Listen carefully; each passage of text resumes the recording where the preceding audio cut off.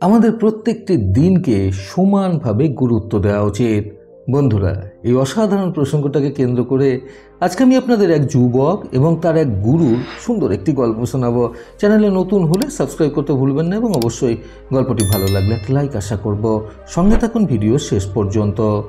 আপনারা কোথা থেকে ভিডিওটি দেখছেন আপনার নাম সমেত ভিডিওতে কমেন্ট করুন। রবিবার গল্পে আপনার নাম উল্লেখ থাকবে। এক গ্রামে বাস করত মধু নামের এক যুবক। মধু ছেলেবেলা থেকেই ভীষণ অভাব অনটনের মধ্যে থেকে বড় হয়েছে। মধু তার মা বাবার একটি মাত্র সন্তান ছিল। অত্যন্ত অভাব অনটনের মধ্যে দিয়ে বড় হওয়ার কারণে মধু সেই রকমভাবে পড়াশোনা করে শিক্ষিত হয়ে উঠতে পারেনি। কিন্তু সে তার মা বাবাকে প্রচণ্ড পরিমাণে ভালোবাসত। ছেলে হিসেবে সে খুবই বাধ্য এবং ভদ্র স্বভাবের ছেলে ছিল। পড়াশোনা না জানলেও তার ব্যবহার বা আচার আচরণে বোঝা যেত না যে তার পেটে বিদ্যে বুদ্ধি নেই। মধু যে গ্রামে বাস করত সেই গ্রামেরই শেষ প্রান্তে অবস্থিত একটি আশ্রমে মধুর একজন গুরুজি ছিল। মধুর যখন কোনো জিনিসের সমাধানের প্রয়োজন পড়ত বা কোনো উপদেশ জ্ঞান নেওয়ার প্রয়োজন পড়ত, তখনই মধু সেই গুরুজির কাছে ছুটত ওনার কাছ থেকে নানান রকম জ্ঞানমূলক উপদেশ গ্রহণ করার জন্য। এক কথায় বলা চলে, আশ্রমের সেই গুরুজিকে মধু অত্যন্ত সম্মান করত, শ্রদ্ধা করত। আর সেই গুরুজিও মধুকে খুবই স্নেহ করতেন। মধু বিপদে পড়লে উনি যথাযথভাবে মধুকে সেই বিপদ থেকে বের করে আনার চেষ্টা করতেন এবং মধুকে সবসময় সৎ উপদেশ দিতেন। আর জীবনে চলার পথে প্রয়োজনীয় নানান রকম শিক্ষায় শিক্ষিত করে তুলতে চাইতেন। মধুর বয়স এখন প্রায় 26-27 বছর, তবুও সে জীবনে এখনো পর্যন্ত কিছু করে উঠতে পারেনি সেরকমভাবে। একদিন বেশ সকাল সকাল মধু সেই গুরুজির কাছে পৌঁছলো নিজের জীবনের কিছু ইচ্ছা আকাঙ্ক্ষা পূরণ করার জন্য আর কিছু গুরুত্বপূর্ণ সমস্যা জানানোর জন্য। মধুকে দেখে গুরুজি বললেন, কিরে, আজকে কি হয়েছে? এরকম হন্তদন্ত হয়ে এত সকাল সকাল আসলি যে আমার কাছে? মধু তখন নিজের 2 হাত জোর করে গুরুজিকে উদ্দেশ্য করে বলল, গুরুজি, আমি খুবই বিপদের মধ্যে পড়েছি। তখন সেই গুরুজি যুবককে উদ্দেশ্য করে বলল, কি বিপদ শুনি? মধু তখন আবারও গুরুজির কথার উত্তরে বলল, আপনি তো জানেন আমাদের আর্থিক অবস্থা খুবই খারাপ, অত্যন্ত দরিদ্র আমরা, কিন্তু আমার খুব ইচ্ছা যে আমি রাতারাতি যেন ধনী হয়ে উঠতে পারি। আমি আমার মা বাবাকে খুব ভালোবাসি।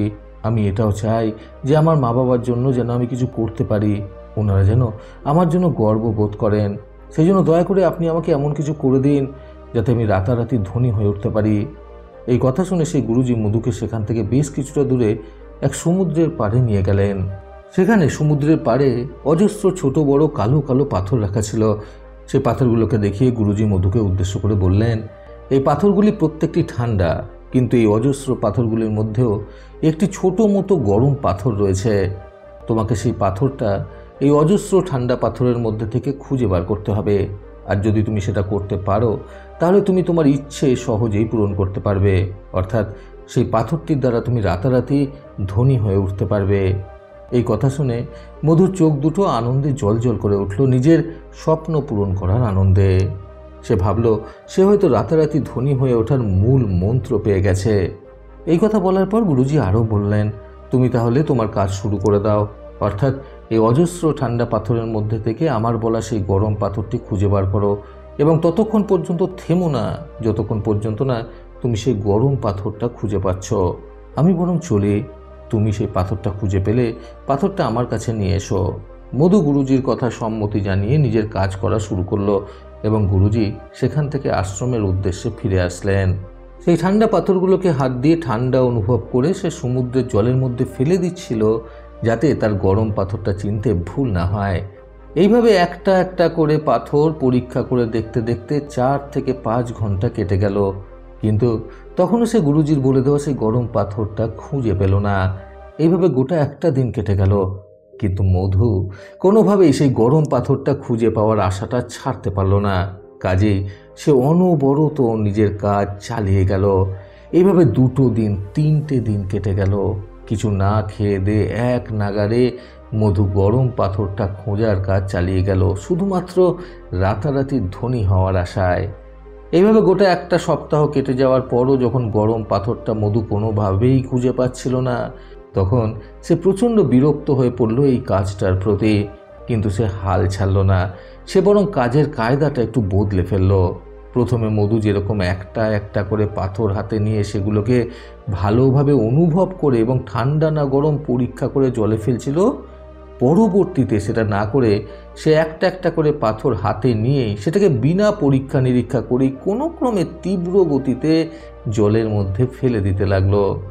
এইভাবে আরও বেশ কিছুদিন যাওয়ার পর একদিন হঠাৎ মধুর মনে হলো যে তার হাতে যেন গরম পাথরটা, অর্থাৎ যে পাথরের কথা গুরুজি তাকে বলেছিলেন, সেই গরম পাথরটা সে অনুভব করতে পেরেছে। কিন্তু যখন সে সেটা বুঝলো তখন অনেকটা দেরি হয়ে গিয়েছিল, কারণ সেই জিনিসটা বোঝার আগেই সে পাথরটাকে জলে ফেলে দিয়েছিল। জলে ফেলার পরে সে অনুভব করেছিল যে সে একটা গরম পাথর জলের মধ্যে ফেলে দিল, কারণ সে কাজের কায়দা বদলে ফেলেছিল।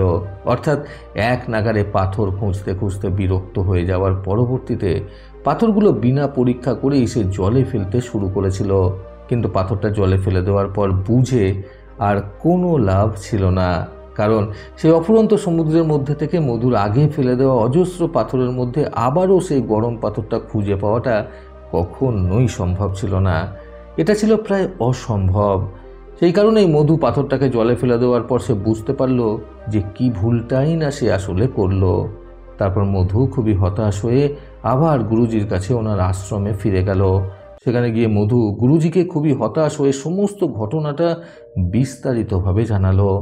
মধু সমস্ত কথা মন দিয়ে শোনার পর গুরুজি মুচকি হেসে মধুকে উদ্দেশ্য করে বললেন, তাহলে এর থেকে এটাই প্রমাণিত হলো যে তুমি প্রথমে যে আগ্রহ নিয়ে কাজটা করতে, পরের দিনগুলোতে কিন্তু তোমার সেই আগ্রহটা ধীরে ধীরে নষ্ট হয়ে গিয়েছিল। অর্থাৎ প্রথমের দিনগুলোকে যতটা তুমি গুরুত্ব দিয়েছ, পরের দিনগুলোকে ততটাই সাধারণভাবে নিয়েছ। এই কারণেই প্রথমে প্রত্যেকটি পাথর পরীক্ষা করে করে জলে ফেলছিলে, কিন্তু পরবর্তীকালে কাজটাকে খুবই সাধারণ মনে করে তুমি পাথরগুলোকে পরীক্ষা না করেই জলে ফেলে দিয়েছ। এটাই ছিল তোমার সবথেকে বড় ভুল। একথা বলার পর গুরুজি আবারও মধুকে বললেন, তোমার উচিত জীবনের প্রত্যেকটি দিনকেই সমান চোখে দেখা এবং প্রত্যেকটি দিনকে গুরুত্বপূর্ণ বলেই ধরে নেওয়া। তাহলেই গিয়ে তুমি জীবনে কিছু একটা করতে পারবে। তা না হলে তোমার কাছে সুযোগ এসেও তোমার হাতছাড়া হয়ে যাবে আর তুমি এইভাবেই আফসোস করতে থাকবে। গুরুজির কথা শুনে মধু সেদিনকার মতো নিজের ভুল বুঝতে পারে। বন্ধুরা, নিজের প্রত্যেকটি দিনকে নতুন করতে আজকের এই সুন্দর গল্প থেকে শিক্ষণীয় 3টি কথা সর্বদা মনে রাখুন। প্রথমত, আমাদের প্রত্যেকের জীবনেই প্রত্যেকটি দিনই নতুনত্ব এবং প্রত্যেকটি দিনই সমানভাবে গুরুত্বপূর্ণ বলে মনে করা উচিত। দ্বিতীয়ত, জীবনের প্রতিটা মুহূর্তে সুযোগ আসে, সেই সুযোগগুলোকে চিনে নিয়েই কাজে লাগাতে হবে। তৃতীয়ত, একটা কাজ করতে গেলে ব্যর্থতা আসতেই পারে, কিন্তু সেই ব্যর্থতাকে মেনে নিয়ে সফলতাকে কখনোই পরাজিত বলে মনে করা উচিত নয়। প্রতিবারের মতো আবারও বলবো, এই পৃথিবী তাদেরকেই সম্মান দেয় যারা ইউনিক কিছু করার ক্ষমতা রাখে। সকলে সুস্থ এবং সুন্দর জীবন কামনায় প্রকৃত জীবন থেকে আমি সন্তু চক্রবর্তী আবার আসবো নতুন সুন্দর শিক্ষণীয় একটি ছোট গল্পের সাথে। ভালো শুনুন, ভালো থাকুন। ধন্যবাদ।